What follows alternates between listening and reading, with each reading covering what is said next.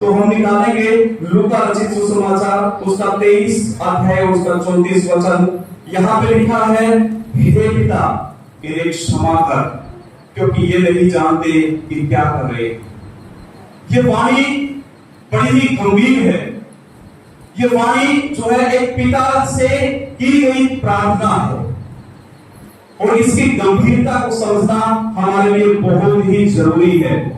इस वाणी में जो है परमेश्वर का क्षमा भाव तो हमारे को दिखाई दे ही रहा है कि परमेश्वर जो है जैसे कि आदम और हवा ने पाप किया और इतने पापों के बाद भी जो है उन सबको क्षमा किया, लेकिन इससे भी बड़ा यहाँ पे परमेश्वर का प्रेम हमारे को दिखाई देता है।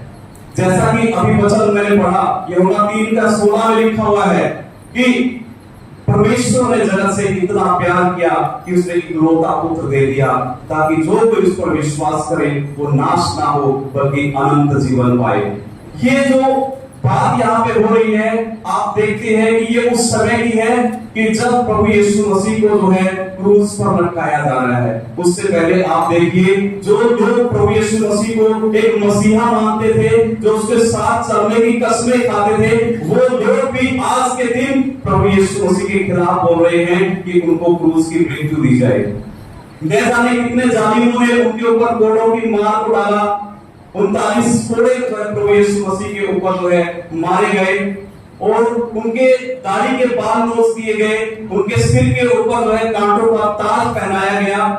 जैसा कि हम जानते हैं, जो कांटों का ताज था, ऐसा बताया जाता है कि 6-6 इंच लंबे जो कांटे थे और वो प्रभु यीशु मसीह ने सहन किए।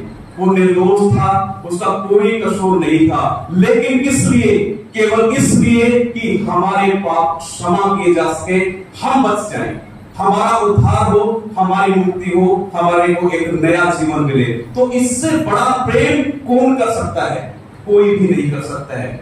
हम यहाँ पे बैठे हैं, अपने बच्चों के लिए इतना बड़ा त्याग कोई नहीं कर सकता जितना परमेश्वर ने हमारे लिए किया है। और अपना इकलौता पुत्र देकर हमें लेपाला पुत्र बनाया है, गोद ले लिया है हमें और उसका वारिस बना दिया है। उस स्वर्ग राज्य का वारिस हमारे को प्रभु यीशु मसीह के द्वारा बना दिया गया है।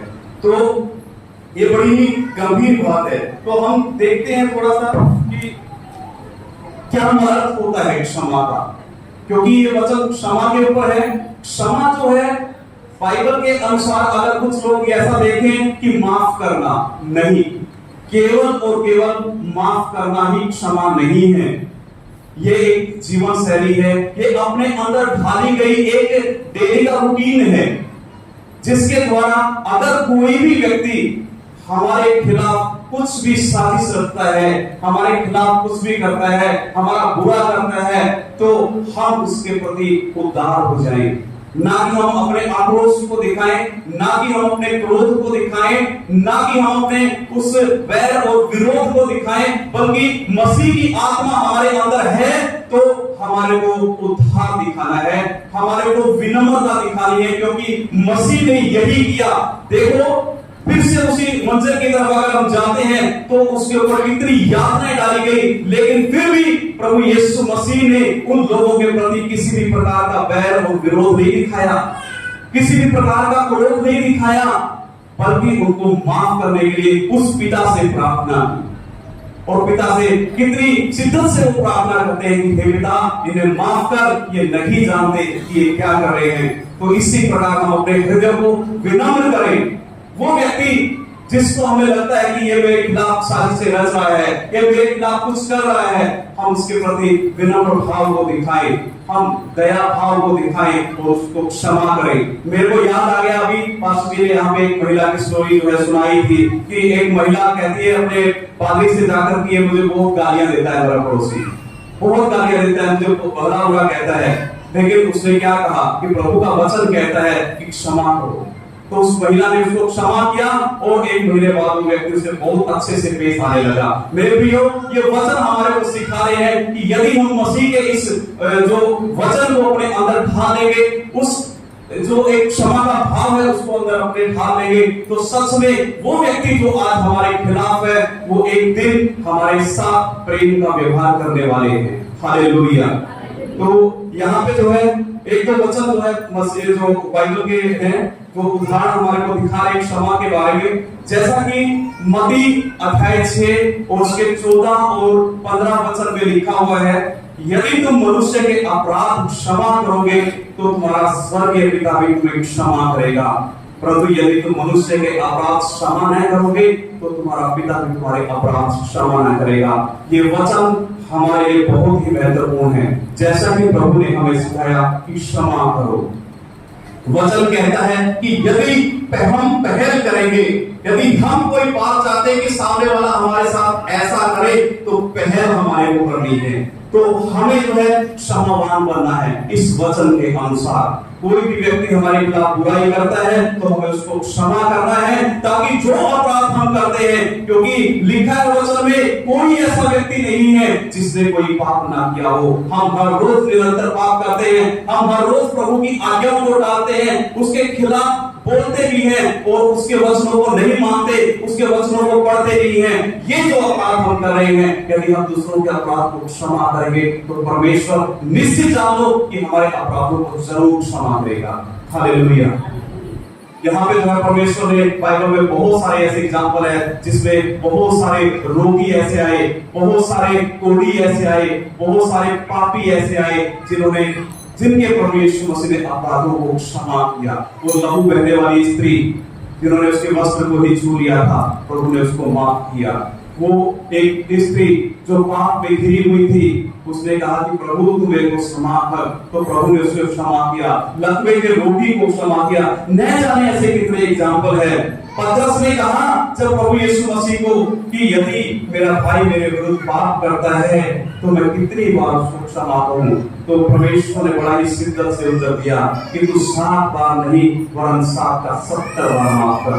तो इस वचन से हमें यह बात मिल रही है कि ऐसा नहीं कि हम एक बार माफ कर दे, 2 बार माफ कर दे। हम क्या होता क्या है कि कोई व्यक्ति हमारे खिलाफ कोई गलती करता है तो हम कहते हैं क्या कितनी बार माफ करेंगे उसको, मैंने एक बार किया माफ किया, उस बार भी किया, उसने उस समय वो किया था मैंने फिर भी माफ किया, कितनी बार करूं, अब तो इसको सजा मिलनी चाहिए। लेकिन परमेश्वर कहता है वचन के द्वारा कि 7 बार नहीं बल्कि 7 का 70 बार माफ कर। हमारे को वचन सिखा रहा है कि हमें निरंतर जो है हमारे खिलाफ कोई भी अगर विरोध में है तो उनको निरंतर जो है हमें माफ करते रहना चाहिए। क्योंकि अगर हम यूहन्ना का 20 अध्याय और उसका 22 और 23 वचन अगर कोई पढ़ दे, यूहन्ना का 20 अध्याय का 22 और 23,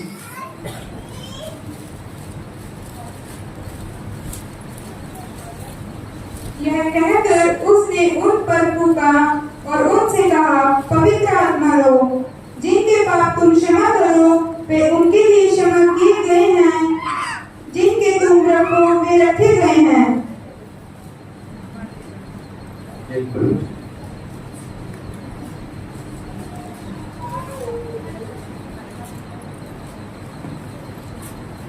बीस का 22 और 23 ये कहकर उसने उसको फूंका, उसने कहा पवित्र आत्मा लो, जिनके पाप तुम क्षमा करो तो उनके लिए क्षमा किए गए हैं।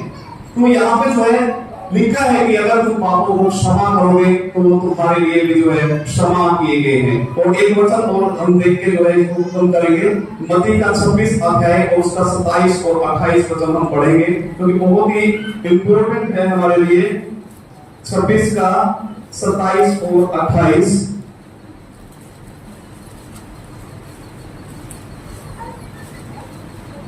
यहाँ पे लिखा है, फिर उसने कटोरा लेकर धन्यवाद किया और उन्हें देकर कहा, तुम इस सब इसमें से पियो, क्योंकि यह वचन का मेरा लहू है जो बहुतों के लिए पापों की क्षमा के निमित्त बहाया जाता है। तो देखिए इस वचन के अनुसार प्रभु ने जो बलिदान दिया है हमारे लिए, प्रभु ने जो अपना लहू हमारे लिए बहाया है, वो हमारे पापों की क्षमा के लिए बहाया है। वो किसी और के लिए नहीं, अपने लिए। प्रभु का स्वार्थ कभी भी आगे नहीं था। प्रभु ने हमारे पापों के लिए सब कुछ किया। वो निर्दोष था और हमारे पापों को उठाकर चला गया।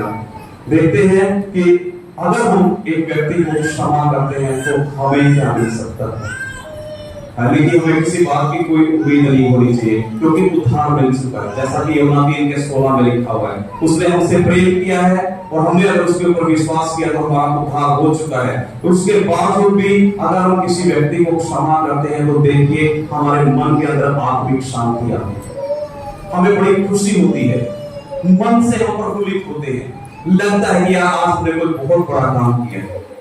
हम देखते हैं कि अगर हम किसी व्यक्ति को क्षमा करते हैं तो हमारे संबंध मजबूत हो जाते हैं। जहां वो व्यक्ति हमारा दुश्मन था, जहां वो हमारे विरोध में कुछ रच रहा था, आज वो व्यक्ति हमसे प्रेम से बातें करता है, आज वो व्यक्ति हमारे हित की बातें करता है। तो ये संबंधों को सुधारना परमेश्वर के वचन के द्वारा होता है। और निश्चित है कि इन वचनों के द्वारा अगर हम क्षमा करते हैं तो परमेश्वर के साथ हमारे गहरे संबंध होते हैं। और इन वचनों के द्वारा हम तन मन से पिता से प्रार्थना करें बहुत जोर से, क्योंकि देखो जो दुख दर्द उस समय प्रभु यीशु मसीह सहन कर रहे थे, कम से कम ऐसा दुख दर्द तो हमारे साथ नहीं होता है। हम अक्सर क्या करते हैं, थोड़ा सा दुख और कष्ट आता है हमारे जीवन में और हम प्रभु को भूल जाते हैं, छोड़ जाते हैं उनको, उनकी आज्ञाओं को छोड़ जाते हैं। लेकिन परमेश्वर का स्वभाव ऐसा नहीं था। कितना दुख और दर्द सहन करने के बाद भी परमेश्वर ने हमें नहीं छोड़ा। उसके वचन में लिखा है कि एक दूध पिलाती मां अपने बच्चे को छोड़ सकती है, लेकिन ना मैं कभी तुझे भूलूंगा, ना मैं कभी तुझे त्यागूंगा। परमेश्वर का स्वभाव है, हम कितनी भी गलतियां करें, कितना भी उसके विरोध में बातें करें, लेकिन परमेश्वर हम छोड़कर का सालों साल दूर चले जाते हैं, लेकिन परमेश्वर अपनी कोई भी भेड़ को ढूंढना जानता है, अपने बाड़े में लेकर आना जानता है। इसलिए मेरे प्रियो, ये बहुत जरूरी है कि जो क्षमा करना प्रभु ने सिखाया, आज उस स्वभाव को हम अपने अंदर ढालें और परमेश्वर की आत्मा का हमारे अंदर वास करें, क्योंकि परमेश्वर चाहता है, वो हमें बसना चाहता है। बस शर्त ये है कि हम उसकी बातों को माने, उसके वचनों को पढ़ें, उसके हर एक बात के ऊपर ध्यान दें। तो आज का वचन जो है मेरा यही था, कोई गलती बात है तो मुझे क्षमा करें, क्योंकि क्षमा का भी जो है वचन आज यहाँ पे था। आप सभी को जय मसीह।